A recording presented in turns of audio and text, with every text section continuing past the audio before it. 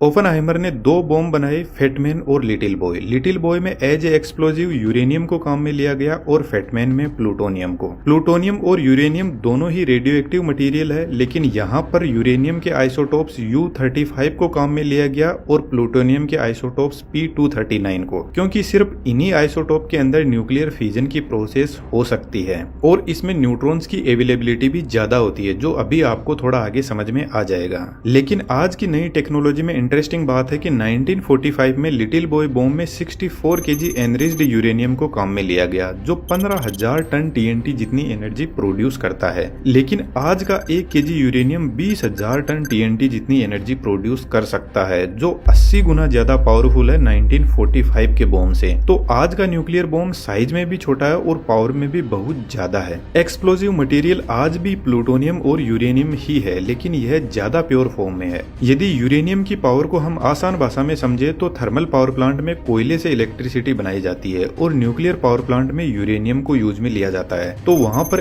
1 KG uranium 27 lakh KG कोयले के बराबर होता है। यूरेनियम का एटॉमिक वेट ज्यादा होता है, तो इसको न्यूक्लियर फ्यूजन की प्रोसेस से छोटे एटम्स में तोड़ा जाता है और जब यह यूरेनियम ब्रेक डाउन होता है तो इससे बहुत ज्यादा एनर्जी निकलती है। जैसे अपन यहाँ पे समझते हैं यह कोई यूरेनियम का एटम है। अब यह एटम नॉर्मल कंडीशन के अंदर स्टेबल रहता है, लेकिन हमें तो इसको अनस्टेबल करना है ताकि अपनी एनर्जी को यह रिलीज कर सके। इसलिए हम एक न्यूट्रॉन इसमें ऐड कर देते हैं। जैसे ही हम इसमें न्यूट्रॉन ऐड करते हैं तो यह अनस्टेबल हो जाता है और यह 2 एटम के अंदर टूट जाता है। अब इस ब्रेकडाउन से 3 न्यूट्रॉन और जबरदस्त एनर्जी निकलती है। अब इस न्यूट्रॉन के पास में बहुत ज्यादा एनर्जी होती है और इसकी ट्रेवलिंग स्पीड भी इतनी ज्यादा होती है कि यह लाइट की स्पीड का 30% स्पीड से ट्रेवल करते हैं। तो यह तीनों न्यूट्रॉन आगे और न्यूट्रॉन के एटम से टकराते हैं और उनको तोड़ते हैं और फिर उनसे न्यूट्रॉन और एनर्जी निकलती है और फिर वह और आगे यूरेनियम के एटम को तोड़ते हैं। इस टाइप से एक लंबी अनकंट्रोल्ड चेन रिएक्शन चलती है जब तक पूरे यूरेनियम के एटम से एनर्जी ना निकल जाए।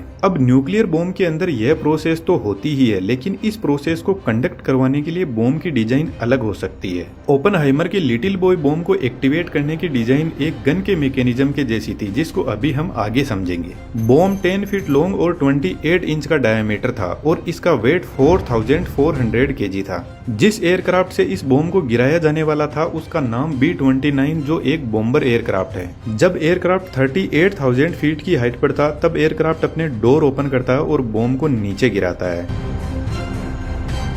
यहाँ से बॉम्ब का काम शुरू होता है। इसके पीछे की तरफ फिन्स लगे हैं जो अब इसको हवा में बैलेंस करने के काम आएंगे। बॉम्ब गिरते ही इसमें 24 वोल्ट की बैटरी होती है जो टाइमर और बॉम्ब में लगे सेंसर को एक्टिवेट कर देता है। बैरोमीटर सेंसर कंटिन्यूअसली ग्राउंड से हाइट को चेक करता रहता है और साथ में बॉम्ब की बॉडी पर लगे रडार सेंसर भी एक्टिवेट हो जाते हैं। जब बॉम्ब हिरोशिमा के ग्राउंड से 1900 फीट के ऊपर था तब फायरिंग स्विच को एक्टिवेट किया गया। यह स्विच इग्नाइटर को ऑन करता है जो स्पार्क जनरेट करता है और इस स्पार्क के सामने कोरोडाइट पाउडर से भरे हुए सिल्क के सिलेंड्रिकल बैग होते हैं। कोरोडाइट एक स्मोकलेस प्रोपेलेंट होता है जिसमें स्पार्क से एक एक्सप्लोजन होता है। इस एक्सप्लोजन के आगे टंगस्टन कार्बाइड डिस्क लगी रहती है जिस पर इस एक्सप्लोजन का जबरदस्त फोर्स आता है और इस डिस्क के आगे एनरिच्ड यूरेनियम 235 की सब क्रिटिकल मास वैल्यू रखी जाती है, जो बीच में से खाली रिंग जैसी होती है जिसका वजन 38.4 केजी है। अब एक्सप्लोजन से टंगस्टन कार्बाइड डिस्क 300 मीटर पर सेकंड की स्पीड में यूरेनियम को लेकर आगे बढ़ती है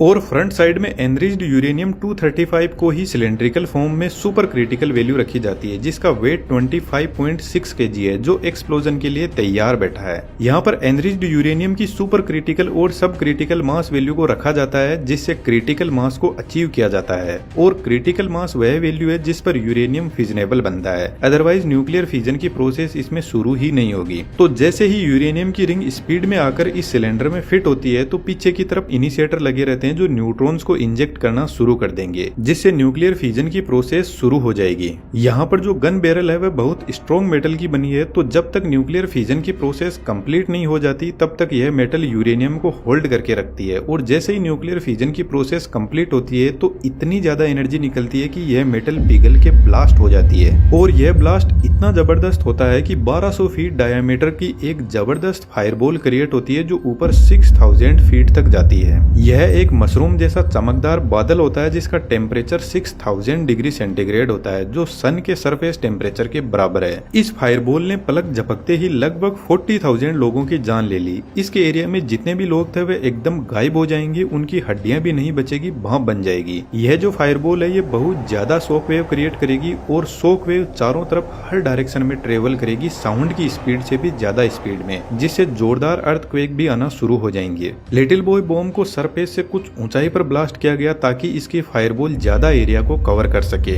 ब्लास्ट होते ही टेम्परेचर इतना ज्यादा हो जाता है कि यहाँ पर जो हवा थी वह गर्म होकर उड़ जाती है, जिससे यहाँ पर वैक्यूम क्रिएट हो जाता है। बॉम्ब के सेंटर को बैलेंस करने के लिए साइड की हवाएं बॉम्ब के सेंटर की तरफ बढ़ेगी, जिससे यह फायरबॉल फायर स्ट्रोम में बदल जाती है, जिसका डायमीटर 3.2 किलोमीटर का है। और इस फायरबॉल से इतना प्रेशर और टेम्परेचर इंक्रीज हो जाएगा कि इसके डायमीटर में जितने भी लोग हैं वे तुरंत खत्म हो जाएंगे और बिल्डिंग्स राख हो जाएगी। इसके बाद लगभग 11 किलोमीटर तक बॉम्ब के सेंटर से जो लोग हैं उन पर अच्छी खासी रेडिएशन का असर देखा जाएगा, जिनसे लोगों की स्किन जलने लग जाएगी। इस बॉम्ब में मेनली 3 वजह से लोग मरते हैं: ब्लास्ट, फायर और रेडिएशन। ब्लास्ट और फायर से तो लोग उसी टाइम खत्म हो जाएंगे, लेकिन यह जो रेडिएशन है यह कई हजार सालों तक लोगों को मारती रहेगी और लोगों पर इसके साइड इफेक्ट होते रहेंगे और कैंसर का खतरा तो हमेशा बना ही रहेगा। अमेरिका के हिरोशिमा और नागासाकी पर इस बॉम्ब की वजह से लगभग 2 लाख लोग मारे गए और उस एरिया में आज भी उस न्यूक्लियर बॉम्ब का इफेक्ट देखा जा सकता है, जिसकी फोटोज आप यहाँ पर देख सकते हो।